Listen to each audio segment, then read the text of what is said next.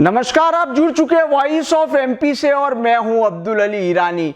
जैसा कि आज नीमच के श्रेष्ठा पैराडाइज में एक प्रेस कॉन्फ्रेंस हुई जिसमें त्रिदेव ग्रुप की जो वृंदावन कॉलोनी काटी जा रही है उनके जो ऑनर है उन लोगों के द्वारा प्रेस कॉन्फ्रेंस में पार्षद किरण शर्मा जो वार्ड नंबर 14 की पार्षद है उनको लेकर आरोप लगाए गए और प्रेस कॉन्फ्रेंस के बाद राजनीति जो है उसमें राजनीति गर्मा गई है।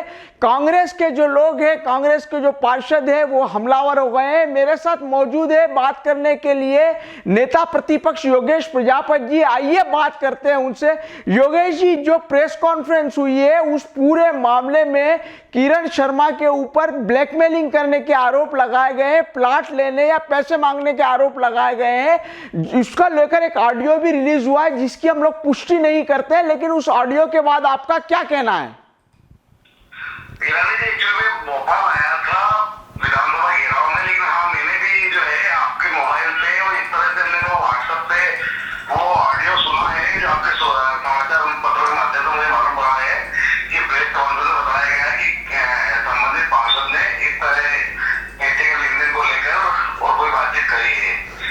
तो मेरा कहना ये है कि नगर पालिका के अंदर वर्तमान में पार्षद के द्वारा पहले मामला उठाया गया, उसके बावजूद जो लेन देन का मामला आया है और जो बताया जा रहा है कि 5 साल से इस तरह की डीलिंग चल रही है, तो 2.5 साल इस नगर पालिका परिषद को वर्तमान परिषद को हुए हैं जी।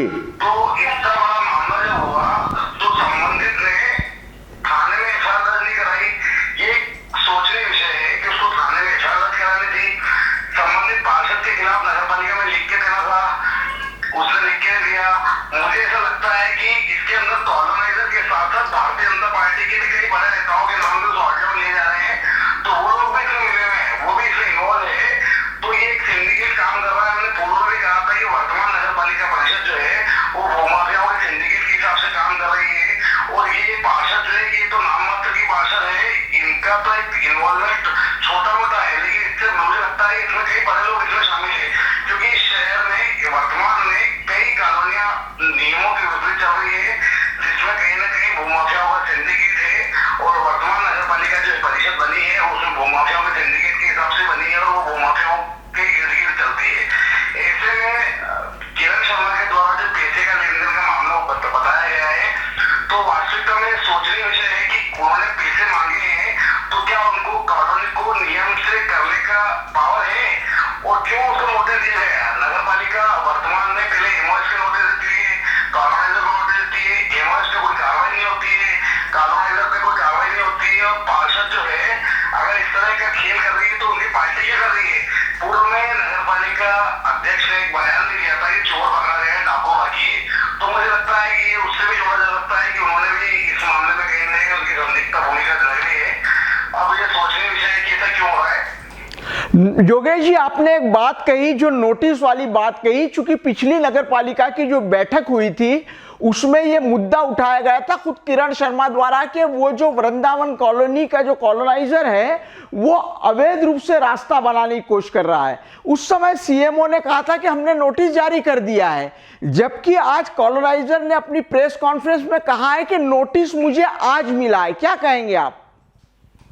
देखिए, कॉलोनाइजर को उन्होंने कहा कि नोटिस मुझे आज मिला है, तो नगर पालिका इनको कहां संरक्षण देती है ये सोचने विषय है कि क्यों पार्षद ने उसको नोटिस देने की बात करी, क्यों लेन देन का मामला उठा। क्या नगर पालिका के जिम्मेदार लोगों का फर्ज नहीं बनता है कि वो गलत लोगों के ऊपर कार्रवाई करे, इस तरह अवैध कार्रवाई बनाना उस पर कार्रवाई करे? तो पूर्व में शासन ने कोई नियम बना रखे हैं, चाहे वो कॉलोनाइजर हो चाहे एमओएस के उल्लंघन के मामले हो, तो शासन के नियमों के विपरीत नगर पालिका वर्तमान नगर पालिका की क्यों चल रही है? क्यों इस तरह के संरक्षण देकर शासन को नुकसान पहुंचा रही है?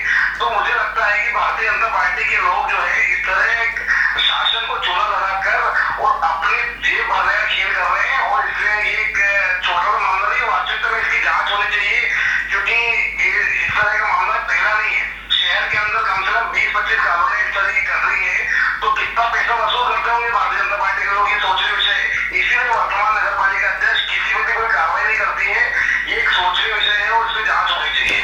ऑडियो की हम पुष्टि नहीं कर रहे हैं, लेकिन ऑडियो में एक बात और कही गई है कि हम जो पार्षद किरण शर्मा की आवाज में जो सुनाई दे रहा है कि मैं लीगल को अनलीगल भी कर सकती हूँ, इनलीगल को लीगल भी कर सकती हूँ, क्या कहेंगे? तो ये भारतीय जनता पार्टी के पार्षदों को क्या लीगल और अनलीगल करने का राइट है क्या? वो इसलिए कह रही है कि कहीं ना कहीं मुझे ऐसा लगता है कि इसमें कई लोग इन्वॉल्वमेंट है कई लोगों का, और वो लीगल को इनलीगल कर देते हैं और इनलीगल को लीगल कर देते हैं। इसका मतलब ये हुआ कि वो शासन को सीधा सीधा चुना लगा रहे हैं और शासन के नियमों को ताक में रखकर इस तरह खेल हो रहा है। कानून अगर इस शहर के अंदर इस तरह बेपरवाह हो गए हैं, इस तरह से ऊंची आवाज हो गई उनकी कि कहीं ना कहीं लगता है कि उनका सिंडिकेट बहुत बड़ा है। और ये पार्षद, मुझे लगता है कि पार्षद एकमात्र व्यक्ति नहीं, इसके पीछे बहुत बड़े गैंग है जो पूरी काम करती है, उसके आधार पर ये सब चीजें हो रही है। क्योंकि क्या है कि कोई पार्षद किसी कॉलोनाइजर को रीड कर दे, अरेस्ट कर दे, मुझे नहीं लगता है कि उसको इतना पावर है। बहुत बहुत शुक्रिया योगेश जी हमारे से बात करने के लिए। तो ये थे पार्षद नेता प्रतिपक्ष योगेश जी प्रजापत, जिनका स्पष्ट तौर पे कहना है कि इस घटना से साफ जाहिर होता है कि एक बड़ा सिंडिकेट काम कर रहा है।